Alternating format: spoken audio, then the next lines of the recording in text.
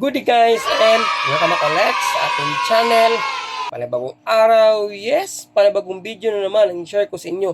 Today's video guys, ang Yamaha MIUI 125 ay nagkaroon ng problema sa kanyang electrical system. Sabi ni owner guys, ay bigla na itong ayaw umandar no, at nagkaroon ng check engine. Kaya lagi nagbiblink at possible daw yan daw ang dahilan kung bakit ayaw daw umandar ang kanyang motor. So, iuna natin ang kanyang susi guys no, para mabilang natin kung anong ng check engine meron siya. Mabagal at mabilis. 1, 2, 3, 4, 5, 6, 7, 8, 9. So yun guys, ang bilang ng check engine meron siya is error 19. Ibig sabihin, isang mabagal at siyam na mabilis. Off natin. So ulitin natin guys ng pagbilang. Para sure talaga kung error 19 siya. On natin ulit. Okay.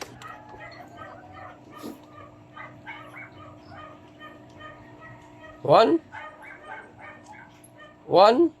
2, 3, 4, 5, 6, 7, 8, 9. So confirm na confirm guys na problema ng kanyang motor ay error 19. So ipapakita ko sa screen guys no kung anong ibig sabihin ng error 19. So ngayon guys, ang error 19 ay nasa side stand no. Ibig sabihin, nagkaroon ng problema sa kanyang side stand switch. Possible ito ay nagkaroon ng lost contact, no? Dahil sa katagalan ng kanyang motor. Kasi guys, ang ganyang motor ay almost 6 years na, sabi ni owner. Possible nagkaroon na ng lost contact sa kanyang switch. At hindi na nag-connect papunta sa kanyang ECU. Kaya naglaging nabiblink ang kanyang dashboard at nagkaroon ng error 19 at ayaw na siyang umandar at mag-start. So, napaka-basic lang guys, no? Kahit kayo kaya nyo itong gawin. So, kukuha lang kayo ng star screw, no? Tanggalin nyo ang screw bolt na yan sa kanyang footboard. So, dalawang screw bolt lang tanggalin nyo, no? Okay. Yung nasa ibabaw pala, at saka yung nasa ilalim, yung malapit sa kanyang side stand. So, yan guys. Yan pa ang pangalawa. Pwede nyo na siyang backlasin, no? Hilain nyo pababa. So, pagkatapos nyan, kapag mahila na ninyo siya, ay makikita nyo na ang kanyang side stand switch, no? Nakatabi ng kanyang side stand. So, ang bolt ng kanyang side stand switch ay maliit na alin, no? Dalawang maliit na alin. So, gagamit kayo ng allen wrench para mabunot nyo ang switch na iyan. Yan ang tinuro ko guys, no? Yan po ang problema ng kanyang motor kung bakit nagkaroon siya ng error 19. Possible nagkaroon ng lost contact sa loob ng kanyang switch sa kanyang side stand. Kaya lagi nag-blink ang kanyang dashboard at ayaw umandar. So, tanggalin natin ang dalawang alin niya, no? Alin na yan.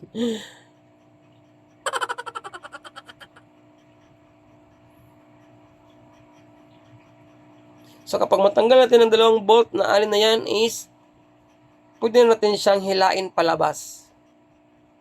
Okay. So, yun, no? Kapag nakita nyo itong video ito at nakaranas ang inyong motor ng ganyang error, ay kaya lang gawin guys kapag nakita nyo ang mga procedure na gagawin natin sa kanyang switch. Napaka-basic lang talaga guys. So ngayon, tanggal ng kanyang dalawang alin na bolt. Ang next step natin gawin ay kukuha tayo ng star screw. No? Kasi sa likuran ng kanyang switch, side stand switch, ay may 4 na screw bolt na maliit.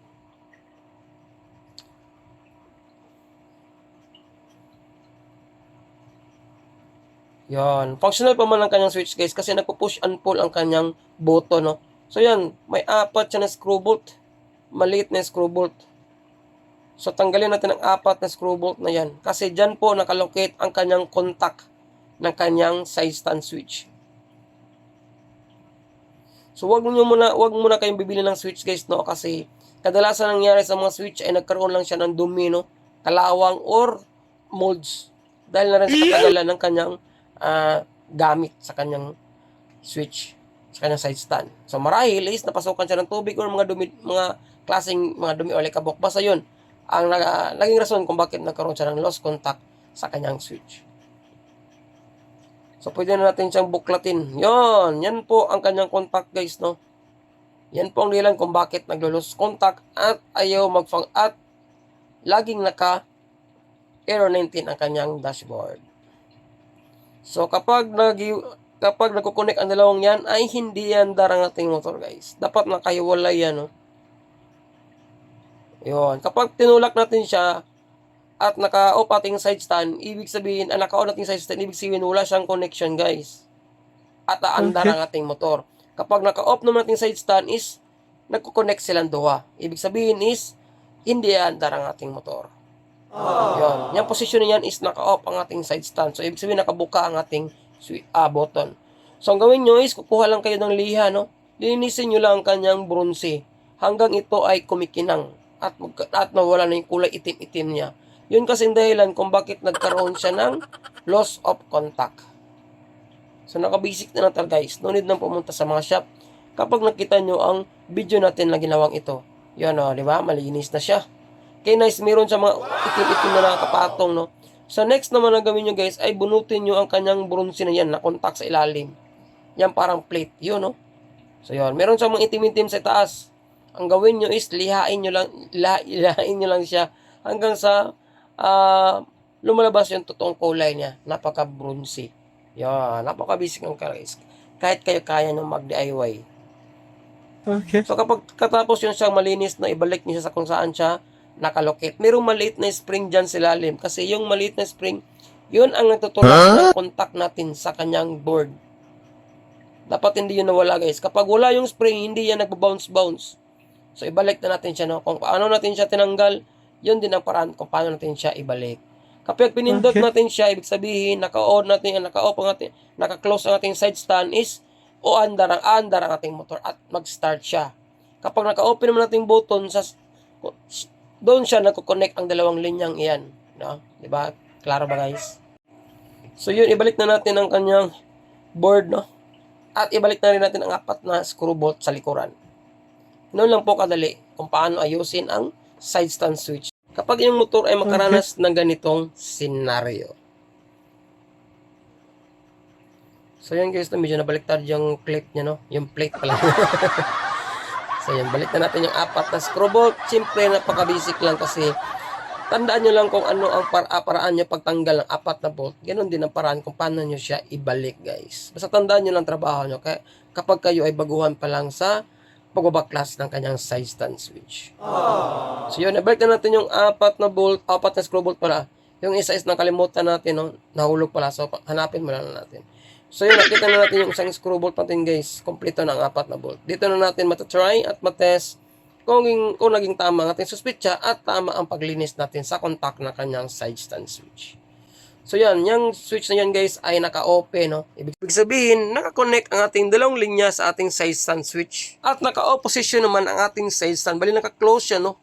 Pag nakatulak naman ating switch, ibig sabihin is naghiwala yung dalawang linya ng ating switch at kaya ayaw siyang umandar. Bali, naka-open position naman ating side stand at nakalapat sa semento. Okay. So yan, guys. So, ang importante is ma-check natin kung nawala na ba yung kanyang error. So yan, no? Okay. So, on natin ang kanyang susi. So, yan, guys. Umilaw ng kanyang indicator ng kanyang check engine. Check natin. So, yan, guys, no? Hindi na umilaw ang kanyang check engine. Ibig sabihin is to confirm na ang error ng kanyang motor ay ang kanyang side stand switch. Yung error 19. Yan. Since malinis na siya at nag-workout na ang ating paglinis ng kanyang contact, guys. At na-confirm na rin natin na yun pala ang hinala natin. Ang kanyang error 19 ay nasa kanyang side stand switch. So, yun, no? So, kapag okay na yung error 19, guys, automatic aandar na ang ating motor. Kasi nawala na yung mag-blank post na kung bakit ayaw siyang umandar. Siyempre, balik mo natin sa kanyang kalalagyan, no? Saka natin, try natin pandarin ang kanyang motor. Kung naging okay na ba ang kanyang switch. So, balik lang muna natin siya. So, yun pa rin, no? Dalawang allen bolt pa rin ang tinanggal natin. So, yung dalawang bolt ang ibabalik natin sa kanyang kalalagyan. Yun lang, guys, no? Kahit napaka-basic lang ang ginawa nating video at sa pananaw nyo ay malaking tulong ito sa pagresolba ng problema ng inyong motor, ay sana hiningi kayo pag-like at subscribe sa ating YouTube channel kung ikaw ay ngayon ang nagawin, no? At syempre sa itong Facebook page kung ito ay napanood mo. Yan lang. Maraming salamat. Okay na ating switch, guys. At syempre, ibalik na natin sa kanyang kalalagyan. At ngayon ay check na rin natin ang kanyang dashboard, no? At para matry na rin natin mapaandar ang kanyang motor. So yun, dinouble check ko lang kung naging nag-function ba ng tama kanyang switch. Kapag ito ay naka-off at saka naka-on ang ating side stand. Kung ito ba ay nakabubuka or hindi. Kasi possible kasi is hindi siya gumagana ng tama. So yan guys, on natin kanyang susi. So yun, check natin ang kanyang dashboard uli. Yun oh, wala nang check engine at naging successful ang ating pagtrabaho ng kanyang side stand switch. At syempre, ibanda rin natin ang kanyang motors para sa pinali ng ating trabaho. On natin. At syempre, push start na natin.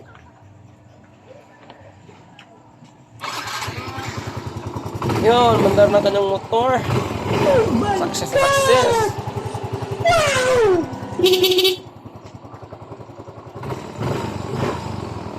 So, off natin ulit guys. At double check lang natin para hindi tayo mapaya sa ating customer. And, mila na kayo indicators. Kanyang check engine. Start natin ulit.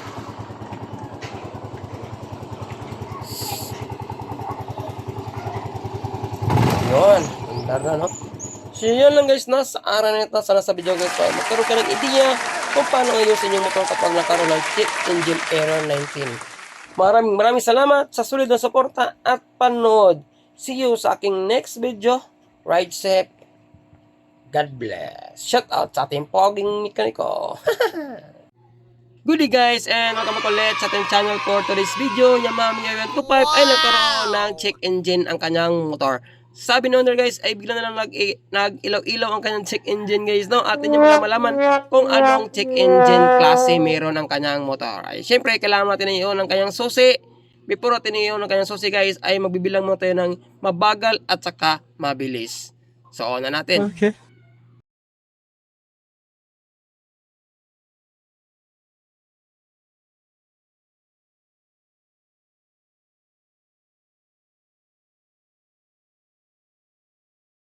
So ngayon guys, meron siyang isang mabagal at saka 5 mabilis. Kaya i-review muna natin at iklaro kung ito ba ay error 15. On natin ang susi ulit.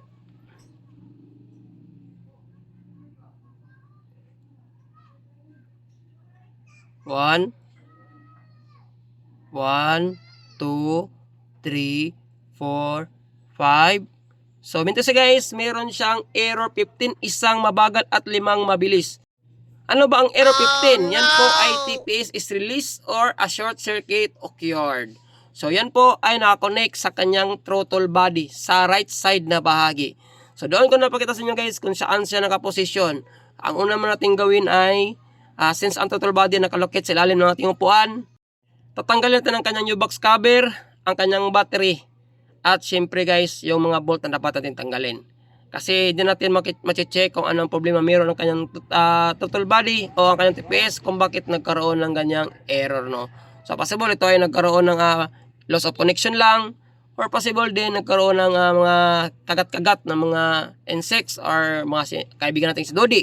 So dito po nakalocate sa right side na bahagi ng ating throttle body o TB ang ating TPS. So sana ito ay maliit lang na problema guys, no, para hindi tayo mahihirapan solusyonan ang problema sa motor ni Bossing. Mga naobserbahan niya guys, since nagkaroon ng error 15 ay malakas daw ang konsumo ng kanyang gasolina. Doon is nagkaroon daw ng medyo kaunting pagpalya-palya. Lahat ng mga problemang yan guys ay mawala until maibalik natin ang kanyang TPS. Pero kapag napalik na natin ang kanyang TPS, meron pa din. So hindi na liable si TPS doon. Meron ng ibang problema, meron ng kanyang motor. At doon na natin siya solusyonan. So for the meantime, kailangan natin i-comply at i-eliminate ang kanyang error 15. Tanggalin muna natin ang 3 bolt sa kanyang U-box cover. 2 bolt na 6mm na flat type naman sa kanyang upuan malapit sa kanyang battery. So yan guys, yan po ang mga dapat yung tanggalin. So ito yung video nito is malaking tulong sa mga naghahanap ng solusyon, lalo na sa kanilang bahay lang nag-aayos at malayo sa mga motor shop. So ito ay sa mga nagdi-DIY lang guys at nais sumubok ayusin ang kanilang motor sa error 1 at saka 5. Isang mabagal at saka 5 mabilis. So ito yung mga part na binaklas natin guys. Ito yung mga part na dapat yung baklasin kapag yung motor ay Yamaha MIUI 125.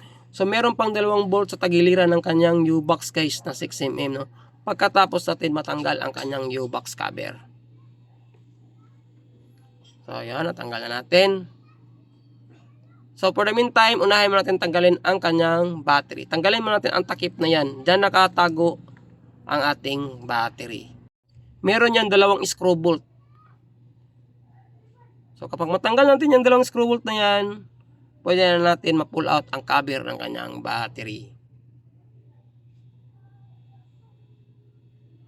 At syempre, kung ikaw ay ngayon lang sa channel na Padpad, kung sa tingin mo itong pag-DIY natin at syempre pagsusolve sa problema ng motor ni Bossing ay malaking tulong sa inyong motor sa pagsaayos, ay huwag mo kalimutan pindutin ang bell button dyan.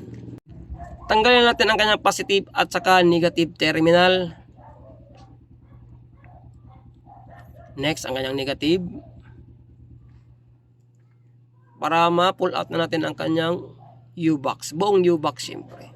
At mapalusot na natin ang mga wire na yan. Yung maraming wire na kulay pula. At saka yung negative natin. So yun, pull out na natin ang kanyang battery. After na pull out ang kanyang battery, ito yung sinasabi ko guys. Dalawang bolt na 6mm flat type na naman. At tatanggalin natin sa tagiliran ng kanyang upuan. So yan na lang kulang. At pwede na natin ma-pull out ang kanyang buong U-box.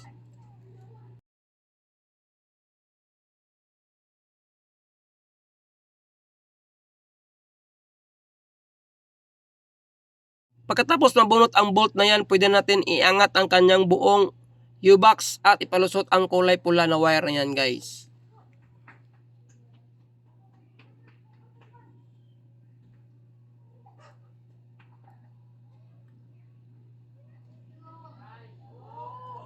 So sa part nito, ito yung tinatawag natin throttle body. At ito naman ang ating tinatawag na injector. So yan guys.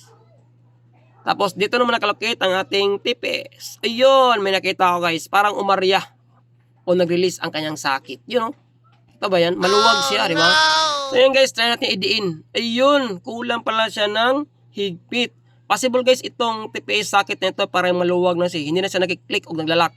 So kapag na-feel mo na medyo maluwag siya, kahit idiniin mo na siya, ang gawin nyo guys, no, para hindi na naman siya mag-area o mag-release, ay talian nyo lang siya ng cable tie or pwede nyo balutin ng electrical tape para hindi na kayo ma-hassle o magkaroon ng aberya. In case magka-travel kayo at mag-i-error naman at mag-check engine naman ang kanyang dashboard. So ngayon, ikabit muna natin ang kanyang battery guys para magkaalaman na. Since nadiin na natin ang kanyang TPS socket, hopefully is ito lang ang problema kung bakit nagkaroon ng error 15. Apektado po ang consumption sa gasolina ni Bossing. Nagkaroon po ng malaking consumption. Nababago po ang konsumo ng kanyang gasolina. At meron na rin siyang nararamdaman ng kaunting pagpalya sa kanyang motor. So next, ikabit na natin ang kanyang positive wire.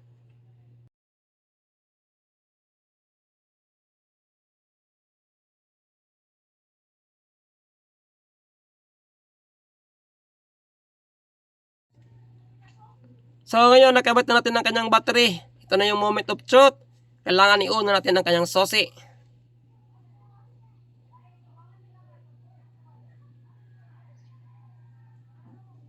Yun oh, hindi na umilaw ang kanyang dashboard guys. Ayos. Yun lang problema sa motor ni Bossing kung bakit nagkaroon ng error 15. Ay ang pagkaroon ng loss of contact or nagkaroon ng pag-arya o release sa kanyang sakit sa kanyang TPS. So kapag yung motor ay naka-experience ng error 15, huwag niyo muna kayong pumunta sa mga shop. Try nyo munang i-check kung nagkaroon ba loss of connection lang guys. So kapag naka-tap naman yung sakit at nahigpit, maaari nyo nang dalhin sa motor shop kapag hindi nyo na kaya. So ulit ulit. Ayun guys, hindi na siya nagkaroon ng error 15. Yan lang problema sa motor ni Bossing kung bakit nagkaroon ng error 15. Yun ang pagkakaroon ng loss of contact sa kanyang TPS socket. Maaaring ito yung nagkaroon ng pag-alog-alog sa mga nadaraanan ni Bossing na highway, mga malubak-lubak. At ang kanyang socket ay meron na ding issue. For the meantime, ang gawin nyo is balutin nyo muna siya ng electrical tape or talian nyo ng cable tie. Yan muna guys, no, sa araw na to, sana may natulong naman kayo sa ginawa kong video. Kahit napaka-ikli lang, ay malaking tulong sa mga nag-DIY. Maraming salamat at siyempre, see you sa aking next video. Ride safe, God bless. At huwag tayong kalimutan i-shoutout ating napakasipag na mekaniko. Ayos.